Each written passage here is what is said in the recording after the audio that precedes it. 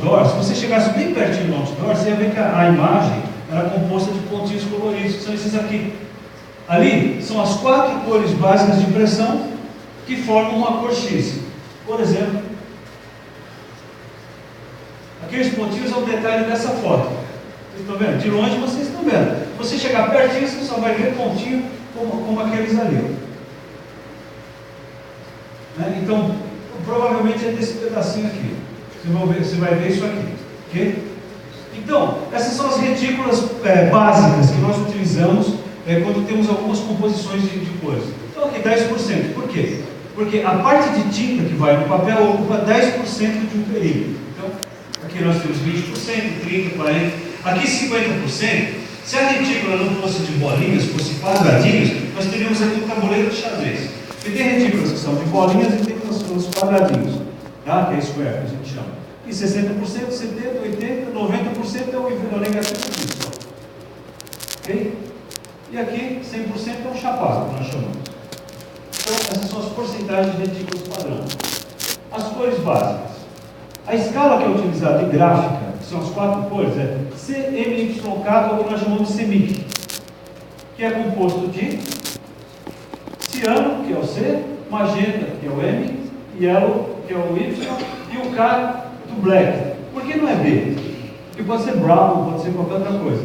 Então, o padrão internacional das 4 cores básicas de impressão são essas aqui. Então, toda vez que você vai imprimir um catálogo de uma gráfica, ele pode ter máquina que imprime uma cor por vez, ele pode ter máquina que imprime 2 cores por vez, ou máquinas que imprimem a 4 cores de uma vez.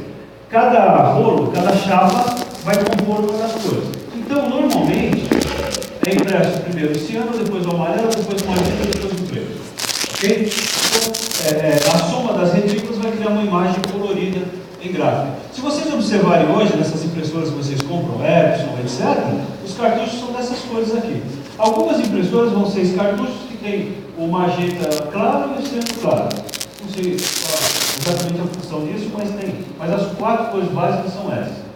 Então vamos falar aqui de fusões de cores, que é aquilo que o Fernando havia me perguntado. Para formar o verde, quais são as cores que eu utilizo? Não vale o pessoal de gráfica. Então nós temos aqui 100% de azul com 100% de amarelo, dá esse verde aqui. Tá? Nós temos o vermelho, é formado por 100% de amarelo e 100% do magenta. O magenta pode chamar de fúcsia ou rosa, mas é magenta. Tá? Então a soma dessas 2 cores é essa aqui. O azul royal é a soma de azul. Mas aqui já é azul, por que dá esse azul? Porque tem mais 100% de magenta. Então, essa sobreposição de cores. Então, se eu pego uma retícula de 100% na gráfica, eu imprimo a base em azul, depois, em cima desse azul, eu imprimo o amarelo, eu vou ter o verde. Ok? E para fazer o laranja? Laranja é fácil. Eu tenho 100% de amarelo. Tá, se eu colocar o magenta, vai dar vermelho. Então, o que eu faço? Eu ponho só 50% do magenta. Ele compõe aqui o laranja.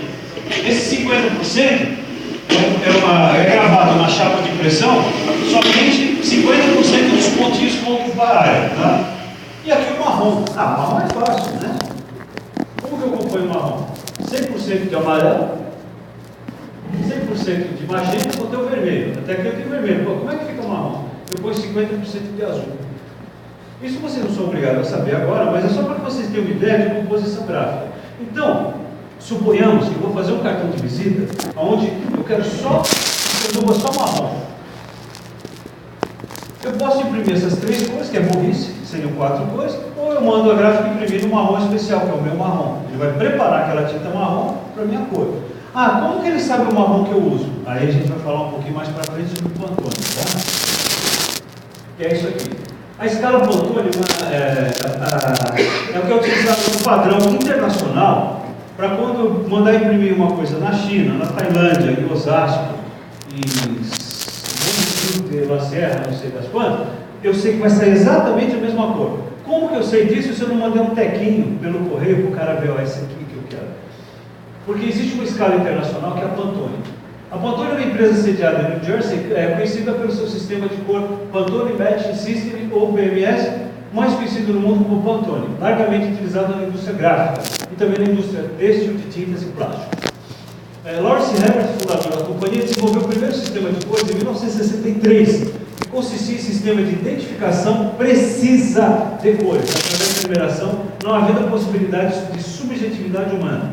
Esse trabalho foi desenvolvido porque Herbert acreditava que o espectro de cores é visto e interpretado diferentemente por cada indivíduo. Quem é casado sabe. Você olha na vitrine, olha que azul bonito, imagina, isso é verde. Não, é azul. Não, é verde. E sai briga, sai divórcio por causa disso. Então, para que isso não aconteça, porque o que eu enxergo é diferente do que você enxerga. Às vezes a minha visão é mais amarelada que a sua. E a gente não sabe disso, né? Então nós temos o irmão Fernando, que não está aqui presente, poderia explicar isso, que é o oftalmo da nossa loja aí. Então, esse sistema veio para unificar. Por quê? Em qualquer lugar do mundo que um rótulo de Coca-Cola for impresso, ele vai sair idêntico da mesma cor, graças ao nosso amigo Pantone. Então, é um conceito de sistema de Pantone utilizado no projeto gráfico, etc., para garantir a uniformidade das cores. Eu trouxe aqui para vocês uma escala Pantone, para que vocês tenham uma ideia, vamos dar uma olhada. Essa aqui é a escala Pantone. Então, para que vocês entendam, como eu tenho certeza que esse verde aqui vai sair, é o 354C, vai sair sempre nesse tom em qualquer lugar que eu for imprimir no mundo. Tem duas variáveis aí. C é de coating, ou seja, toda vez que eu for imprimir sobre uma superfície brilhante, eu vou ter esse tom de verde. Esse mesmo verde, sem essa letra C, se eu for imprimir em cima de um sulfite, esse verde vai ser mais escuro, mas ele não deixa de ser esse verde.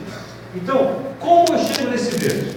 Em porcentagens de retículas ou em porcentagem de cores, porque na gráfica, na hora que eu imprimir, eu vou comprar uma lata de tinta azul, ciano, eu vou comprar uma lata de amarelo, uma lata de azul, inclusive esse azul ciano é chamado azul Europa no Brasil, e o preto é o preto, né? Então, eu tenho duas formas de atingir essa cor, de uma maneira que todo mundo vai reconhecê-lo. Por exemplo, eu preciso imprimir esse verde aqui, eu vou fazer um anúncio na revista e o meu logotipo tem que sair nesse verde. Eu tenho que usar exatamente as porcentagens de retículas, eu tenho que usar 13% de amarelo, 3% de não sei o que e tal, para chegar nesse verde. Ok? Já na gráfica, é colocado o cara que vai misturar a tinta, ele vai pegar 20% de azul, 30%, isso em medidores. Quando ele misturar aquela maçaroca lá, pode imprimir que vai sair nesse tom de verde aqui. Então eu vou passar para vocês manusear aí, para dar uma olhada no que é o Pantone. Então vocês vão ver que tem esse númerozinho pequenininho aqui, é quantas partes de cada cor que vai, ok? Então, você dá uma olhadinha, você vai passando aí para o pessoal. Então, eu tenho certeza que quando eu for utilizar, que eu for mandar imprimir, sei lá, vou mandar um rótulo que é uma cor só, eu quero esse marrom aqui. Se eu falar para o meu amigo lá na China que vai imprimir, eu quero um Pantone 404, eu fico tranquilo que vai sair no marrom que eu pedi, porque se não sair, eu posso chegar lá com essa escala Pantone e mostrar, olha, está fora, vou devolver tudo. Então, isso aqui serve para unificar as cores, o padrão universal de cores. Agora um pouquinho mais sobre cores, né? Existe a cor ideal para a sua marca? Existe a cor ideal. Agora não existe uma lei que a sua marca tem que ser daquela cor, porque a sua empresa chama Royal, tem que ser azul. Não existe uma lei. Você faz o que você... Hoje em dia tudo pode, hoje em dia é uma beleza. Então, coerência é importante. Vocês acham que isso aqui está certo?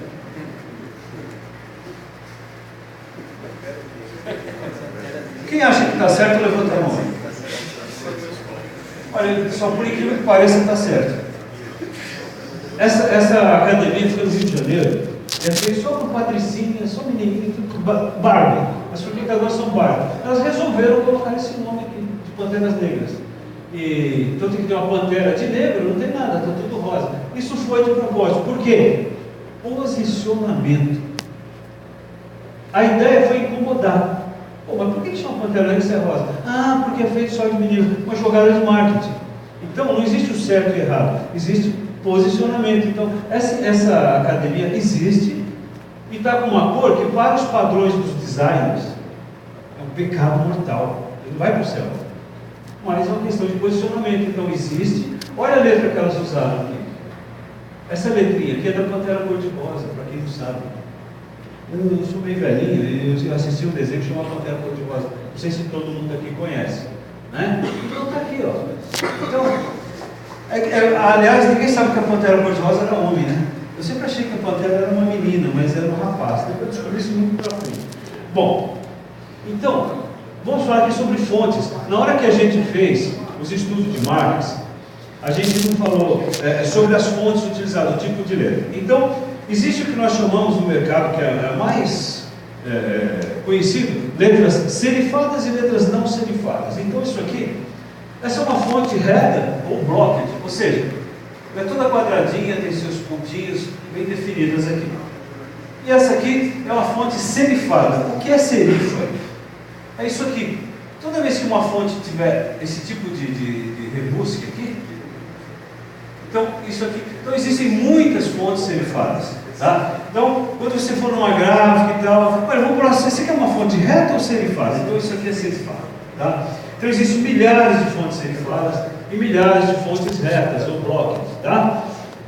E existe aqui a fonte cursiva, que nós acreditamos quando fazemos o que são as fontes mais infelizes para você marcar, para você ter uma marca, porque ela cria uma dificuldade de leitura. Hoje tudo é muito rápido.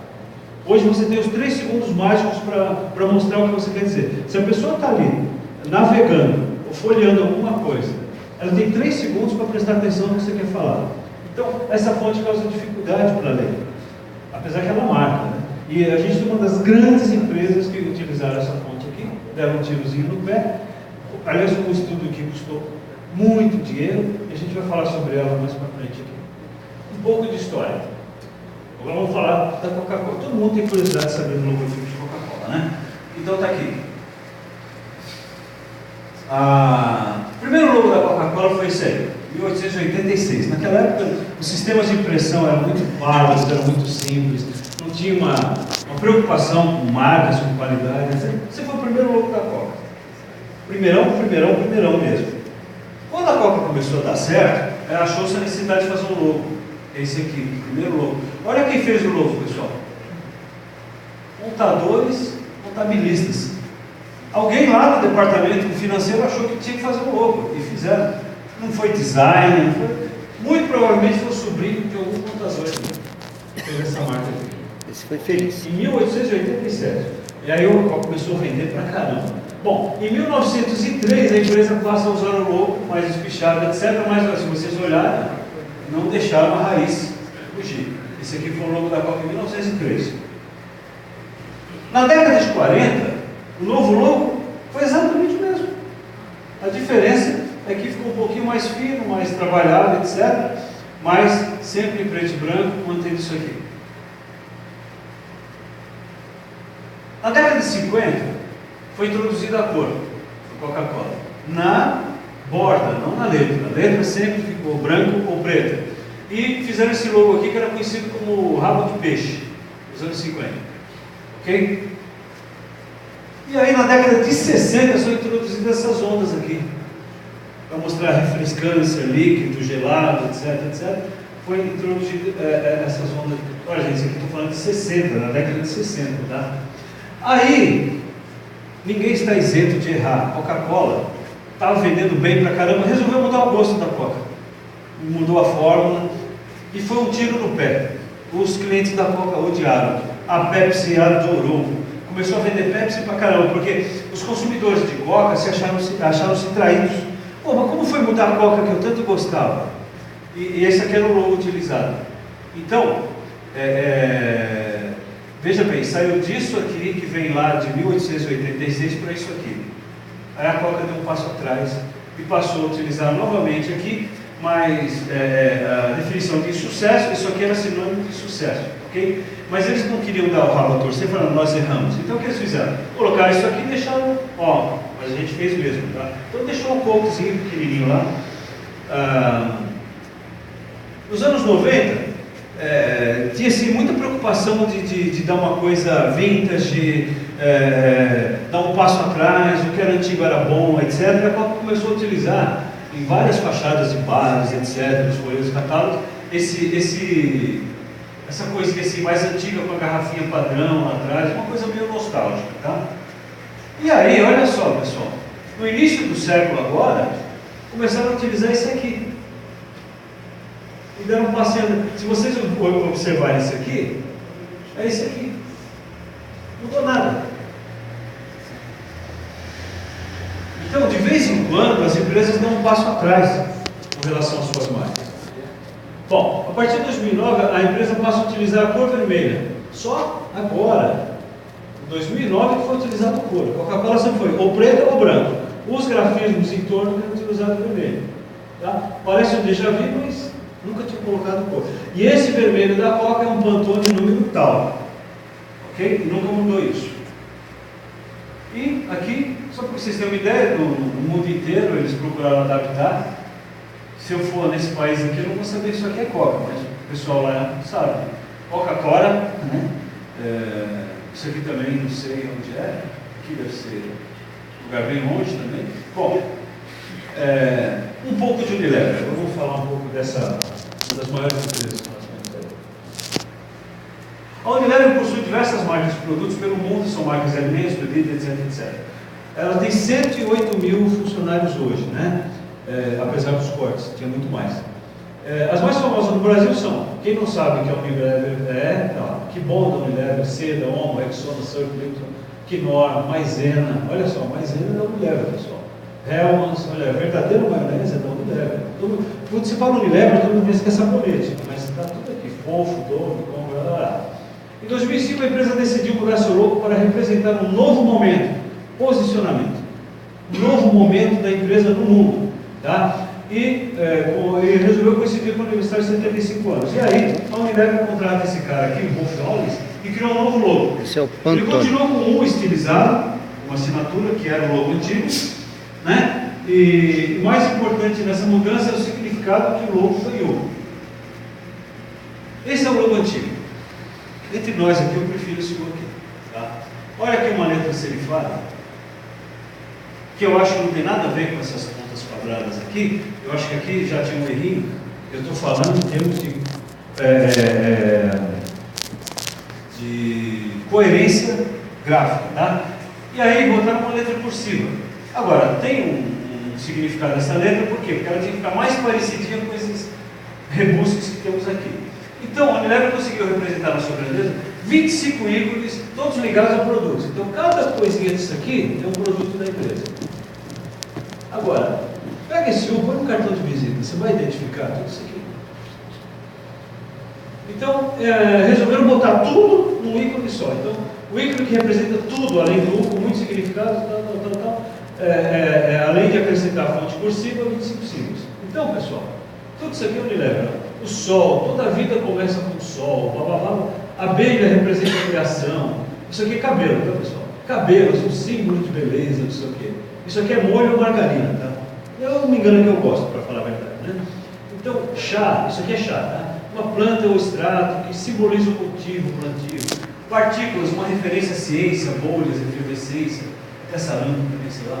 Bom, isso aqui é DNA, tá? Parece aquele bichinho que come lá naquele joguinho, etc. Uma mão, símbolo de sensibilidade. Bom, isso aqui, o cara explicou bastante para justificar o que ele cobrou para fazer esse logo, né? Então temos aqui colher, símbolo de nutrição, palmeiras. Esse cocô aqui é uma tigela, olha lá. Isso aqui parece uma pimenta, e por aí vai, né? Especialistas. Então tá aqui, ó. Congelado, simboliza o frescor. Acho que eles pagaram mais para o cara explicar do que para fazer, né? Então, roupa, etc. Então, isso aqui, pessoal, é Unilever, tá? Então, eu não sou simpático com esse logo, porque socou tudo que a empresa faz no logo.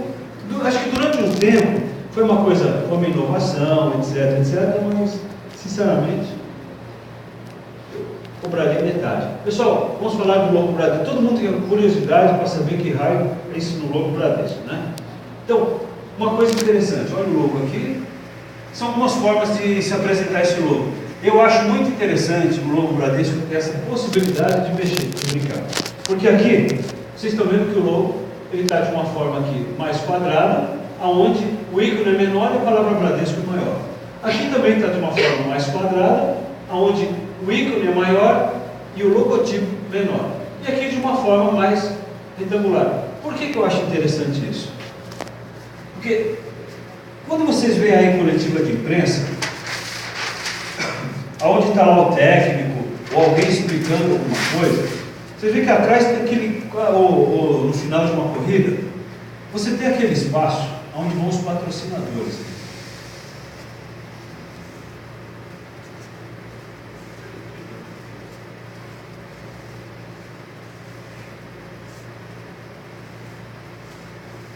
Então, às vezes você compra lá você tem possibilidade de pôr seu logo no patrocínio, às vezes você tem um espaço quadrado.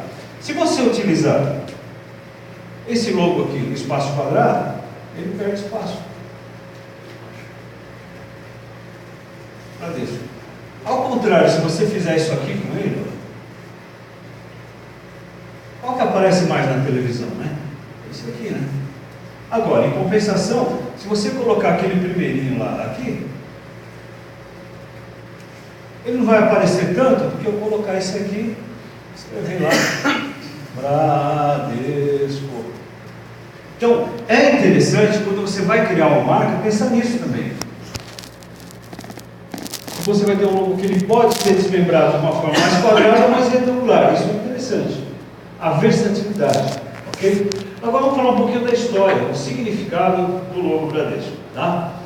A maioria pensa que é uma árvore, etc. Tem uma série de formas que estão implícitas aí. Então, por que uma árvore? No posicionamento da instituição, a árvore simboliza o crescimento, desenvolvimento e abrigo. São características constantes na relação que a corporação tem com seus clientes, mostrar a eles abrigo, segurança, crescimento. Acho que o Bradesco é legal, vou contar lá amanhã. Então, o que significa essa primeira parte do ícone aqui? Conceito intrínseco é aquilo que você pode colocar no seu logotipo. Está aqui. O traço que alcança o ponto mais elevado do logotipo é uma alusão à projeção celeste do Brasil. É a parte da esfera azul da bandeira do Brasil, que, que da mesma forma se encontra no meio da bandeira, se encontra no meio do logotipo. Então isso aqui é como se fosse aquela parte do azulzinho da bandeira. Essa outra parte aqui, o que acompanha o arco crescente, pela lógica, eu posso concluir que é a faixa da bandeira do Brasil, onde está gravada a frase ordem e progresso. Né? Então, na realidade, é isso aqui. Essa é a ideia que se quis passar com o nome do Bradesco. Tá? E esses dois pauzinhos aqui não são as torres gêmeas, né? Então, mostra o quê? O tronco da árvore, sustenta, etc. Mas, na realidade, essas duas barras mostram aquilo que o nosso irmão lá quis mostrar com a barra de gráfico de crescimento, né? Esses aqui são aqueles gráficos de crescimento financeiro, etc. Então, isso faz lembrar de barras crescentes, dando a perspectiva de crescimento para a economia brasileira. Como o pessoal sonhava, né? Bom, e outra parte da versatilidade.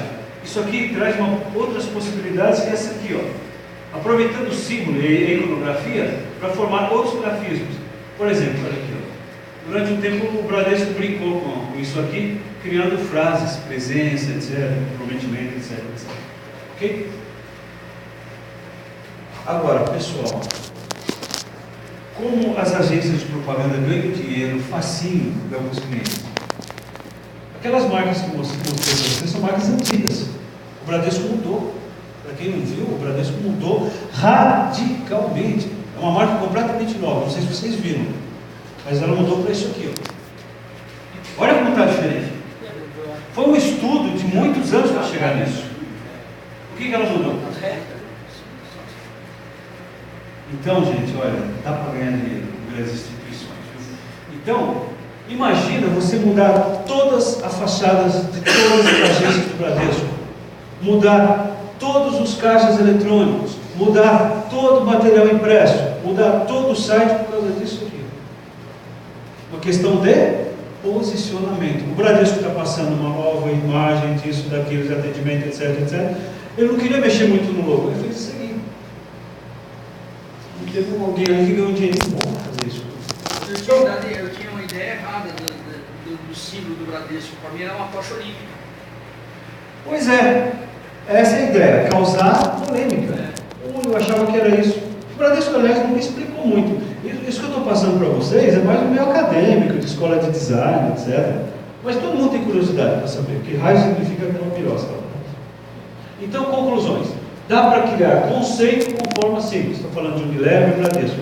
Cara, você pode desenhar um cocô aqui, você pode explicar que aquilo são as formas de uma montanha onde o sol bate, e aquilo traz um positivismo que vem de Nirvana, e Pedro de Lara disse, etc. Então você pode dizer o que você quiser da sua marca. Resta o povo acreditar, não é? Aliás, Pedro de Lara disse uma frase, não tem nada a ver com o que eu estou falando aqui, mas o cara é fera. Ele falou assim: tem gente que é tão pobre, que só tem dinheiro. Eu achei legal isso. Bom, podemos brincar com o ícone, logotipo e cores. Foi o que eu mostrei para vocês. Casas Bahia, tá? É interessante. Então, isso aqui são conclusões que a gente tira hoje. Daqui a 5 anos pode mudar todos esses conceitos aqui, tá? É possível aproveitar grafismos para gravar a marca, com presença lá do Bradesco, etc. Pequenas, grandes mudanças, ou seja, aquela mudancinha no cantinho do Bradesco foi feita, alguém pagou, alguém recebeu para fazer aquilo. Alguém poderia citar mais alguma coisa aqui?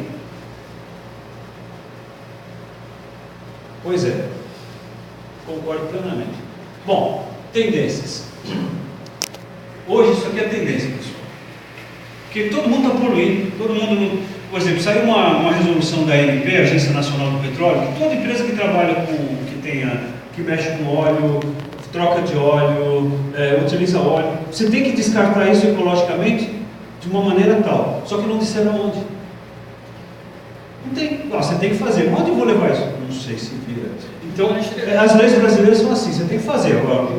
Não sei como. Então, as empresas que poluíam, que tinham os vizinhos que reclamavam, que tinham muita poluição, sujava córregos, então, as empresas estão usando isso aqui. Eu tenho mais uma tendência, hein? E olha só, né? Tem mais uma tendência, hein? O Bradesco vai mudar de novo, porque ele colocou do lado errado a curvinha. Se ele, daqui a pouco, para lembrar a florzinha, tem que ser para o outro lado. Essa questão do lado errado tem um caso, mas é muito extenso, a gente não vai ter muito tempo para falar. Bom, então a tendência é você se... Quando eu fiz aqui Royal, todo mundo fez a coroa. Quando eu falo de Ecovias, É a folhinha. pode ver que... Então, fatalmente, se você colocar na sua empresa Eco qualquer coisa, seu sobrinho vai com uma folhinha. Entendo? Não acho que é ruim. E verde. Okay? Tá bom. Evolução. Isso é uma questão muito subjetiva. Tá? A gente está mais ou menos, estou pulando algumas etapas, pessoal, mas só para vocês terem uma ideia. Evolução é muito subjetivo. É aquilo que algumas pessoas acham que é evolução, alguns acham que dá um passo atrás. Então, vou passar rapidamente por umas marcas aqui. A Rede Globo começou em 65, ela se chamava TV Paulista. Aí, quando virou Rede Globo, em 70, essa aqui virou a marca.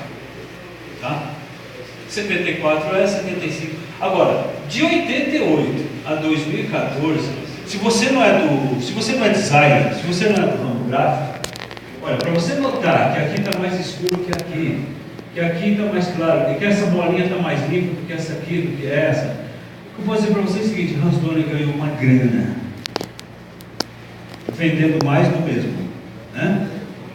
Essa é a marca de 2014 e, para quem não sabe, já mudou. E, por incrível que pareça, a marca da Rede Globo hoje, se vocês prestarem atenção nos uniformes lá, ela é isso aqui.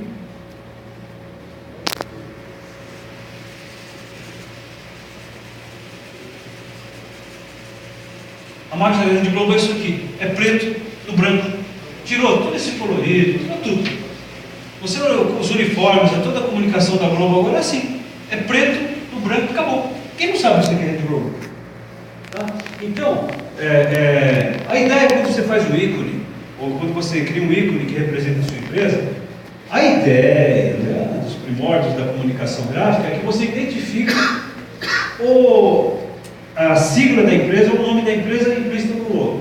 Eu vou mostrar para vocês aqui, que aqui está escrito TV Paulista. Parece um catavento, né? Eu não sei por que em 65 catavento era uma coisa boa, né? Então isso aqui, ó. Nós temos aqui o T, nós temos o V, que pode ser só esse aqui assim, ou pode ser assim. Temos o P, aqui da TV Paulista. Agora, raramente alguém vai prestar atenção nisso. Aqui é da área gráfica, design, ele procura e ele acha, né? E da Rede Globo? Está escrito Globo aqui dentro, não tá? Olha aí, olha o G aqui. Olha o L aqui. Bom, o O fica fácil, né? Olha o B aqui. Agora, eu para achar isso eu tive que fuçar, eu sou designer, né? Pode ser que o cara que desenhou lá atrás pensou nisso, ou pode ser que não, mas eu achei, tá? Bom, evolução. Olha aqui o primeiro logo do Windows. Esse aqui, 1.0. Lembra disso, pessoal de informática? Você ligava para dar uma O 3.1, 95. Olha, não sei se vocês notaram que aqui não está o Windows 2000, nem o Millennium, né? É um troço ruim, que nem fizeram logotipo para aquilo. Então, olha aqui, ó. Esse aqui foi o primeiro logo. O segundo logo, esse aqui, ele estava em movimento e resolveu descer, não sei porquê, tá? Esse aqui é o logo. Esse é o XP, foi o melhor Windows lançado, na minha opinião, né? É esse aqui. E o Vista, o que fizeram? Botaram uma bola em volta. Eu acho que aqui foi evoluir a coisa sem necessidade. E no Windows 7, que depois do XP foi o melhor, pegaram o mesmo logo. Então botaram aqui uma sombrinha aqui dentro. E o Windows 8 é esse aqui. Olha a evolução em relação a esse aqui. Foi retrô, né? Olha que evolução, pessoal. Tiraram o cantinho do Bradesco. Então, isso é evolução? Depende do ponto de vista, né? Bom, aqui vou passar rapidamente isso aqui, ó. Coca-Cola é isso aqui, parece uma mancha, né? Que alguém derrubou. Pepsi. Pepsi. Eu falei outra coisa?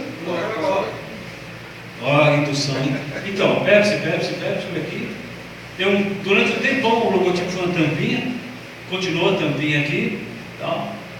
Eu só lembro desse logotipo aqui. Quando eu vejo esse logo, eu não lembro de Pepsi. Do que eu lembro? CQC. Toda vez que o CQC ele bota lá na imagem subliminar, eu digo toda hora está aparecendo isso aqui lá no CQC. Tem que prestar atenção no top 5, lá vocês vão ver que toda hora tem isso aqui. Mas Pepsi, ponto de venda, eu não vejo isso. Eu não vejo embalagem, não vejo isso aqui. O que me lembra mais a Pepsi é esse aqui, 73. Esse aqui foi uma evolução. Ficou bacana, mas não marcou. Esse aqui mais ou menos. Para mim, esse é a Pepsi. Eu lembro da Pepsi de 73. Esse aqui. Então, esse de hoje aqui, não sei se foi feliz nessa tipologia fininha. Tá? Kodak, uma empresa que não existe, não está mais entre nós. É engasgado no mão. Ajuda aqui, levanta a mão. Levanta a mão. Levanta a mão.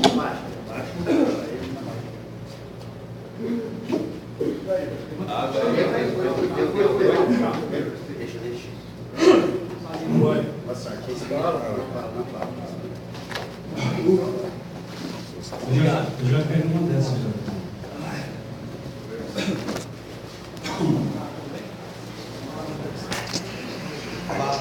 De vez em quando é bom ter gente segurança. Ainda bem que tem um médico aqui. Exagero mesmo. Não, mas o daí é médico.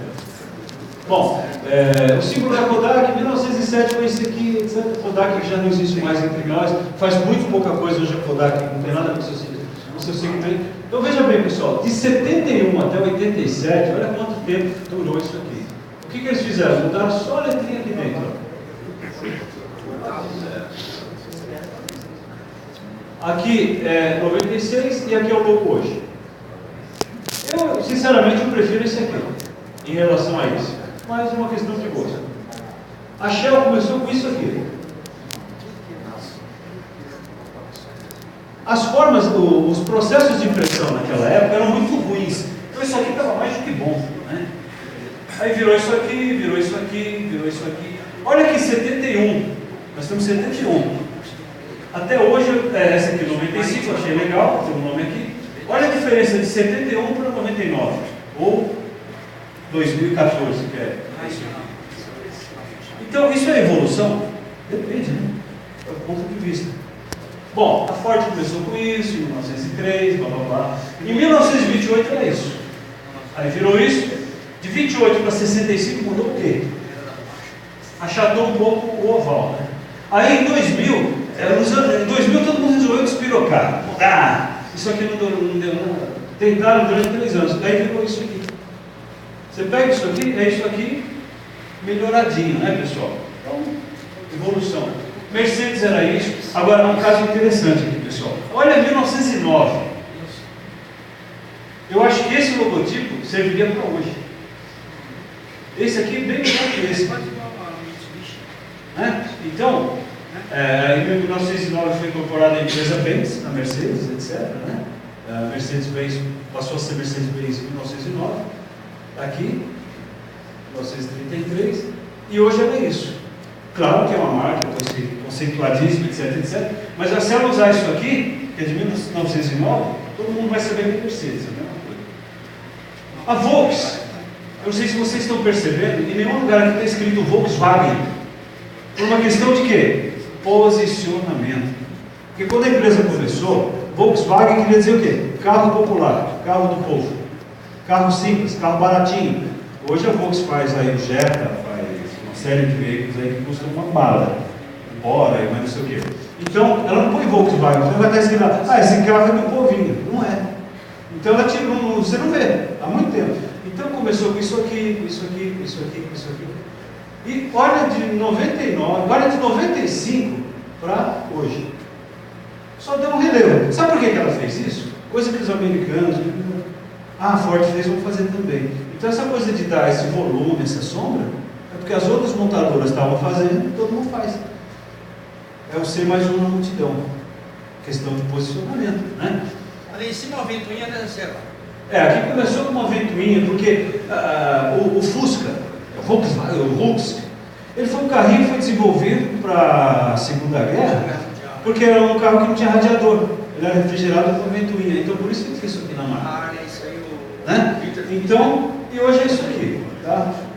Bom, para quem não sabe, a Yamaha não construía moto, não construía carro. A Yamaha era uma empresa que fazia pianos, e órgãos, e etc.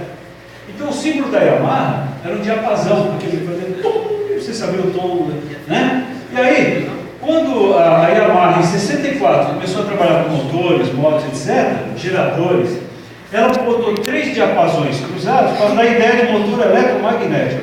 Olha que jogada. Eu aproveitar uma coisa que eu já tinha e me engano que eu gosto, então ele passou a mostrar que o motor eletromagnético. Então, pessoal, não teve evolução nenhuma. Ela saiu do azul para o vermelho, mas de vez em quando ela volta para o azul. Ou seja, a Yamaha empacou nisso aqui. Eu achei que já estava na hora de mudar a letra. Podia manter isso aqui, mudar a letra. Opinião minha. Tá? Bom, a Xerox, que é uma empresa que começou como Haloid, etc, etc. Olha que logo infeliz, pessoal. Põe isso aqui no cartão de visita. Mas em 1938, alguém está preocupado com isso? Aí virou isso em 48. Mas era o top, né, na época. Xerox, aqui, ela resolveu dar um passinho atrás e dizer, nós nascemos dessa empresa aqui, que é a Haloid, tá? E 61 já ficou, olha, essa marca para 61 era moderníssima. Letra fininha. Nos anos 60 ninguém usava letra fina. Era cada puta tijolo. Para dizer, assim, eu quero mostrar que eu sou grande, né? E 68 começou, continuou. Em 94 resolveu fazer isso aqui. Tipo, ficar uma grifezinha e tal. Não deu muito certo. Tá? Olha aqui, em 2002 voltou para... Ficou muito parecido com isso aqui, ó. A diferença é que está em cima, não está embaixo. Tá? 2004 isso aqui e hoje é isso. Não sei o que significa isso, eu sei que tem um X aqui, global, etc. Mas, sinceramente, eu não acho essa marca bonita. Se alguém acha aí, tudo bem. Chevrolet começou com isso, olha que interessante, pessoal. Tradição. 1914 foi feito isso aqui. E não saiu mais disso. Só foi dando uma melhoradinha, tinha essas duas barrinhas, tiraram. 65 virou isso, 78 virou isso. Olha aqui, pessoal, 2000, 14 anos atrás. Olha aqui e olha aqui. Aqui a diferença é que ficou ouro e prata. Mas usou-se a política de não mexer no time que está ganhando. É uma marca moderna, bonita, eu acho legal. Tá? Essa letra eu acho muito legal para veículos. Tanto é que a Kia, Hyundai, todo mundo copiou essa letra aqui. Aquele Sportage usa essa letra aqui. Falando de alguns pecados que são cometidos por aí.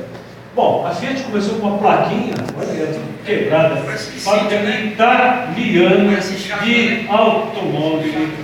cortadinho, esse não foi nem o sobrinho que fez, o jardineiro fez isso aqui. Bom, olha que interessante, pessoal, falando de tradição também, a Fiat aqui, ó. Na realidade era uma fábrica de tratores, tá? Então eles tinham mais preocupação com uma placa do que com o logo em si. E aí foi melhorando, foi isso, 1931 foi isso, tal. Só em 68 mudaram um pouquinho. E aí a Fiat chegou no Brasil em 76, com essa marca aqui. Eu olho para isso aqui, eu lembro do meu Fiat 147 azul clarinho, foi a minha primeira conquista. E depois virou isso, e olha a marca atual. Olha aqui a letrinha, olha a letrinha. Olha a letrinha, olha a letrinha. Mudou só no arredor, etc. Eu acho uma marca legal. Eu olho de longe, eu sei que é Fiat. A ideia é essa, você vê, olha, aqui não é Fiat, tá? Bom, a IBM, tá? Que era uma empresa que chamava, deixa eu até pegar o nome que eu anotei, porque era um nome muito estranho.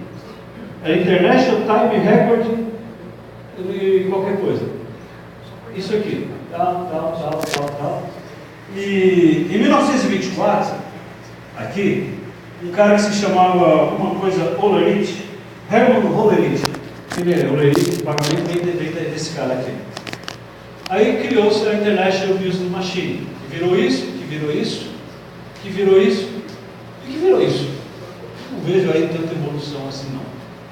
A IBM já foi top, foi pro buraco, está no meio, hoje está aí, no limbo. Ninguém sabe o que a IBM faz exatamente hoje, se está muito bem ou não. Tá? Bom, vou passar rapidamente alguns aqui. Peugeot sempre foi o leãozinho.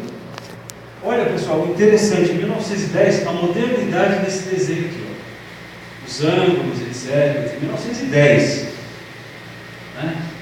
Aí passou. Isso aqui acho muito legal, essa marca em 76. Aí Peugeot, e hoje é isso. Tá?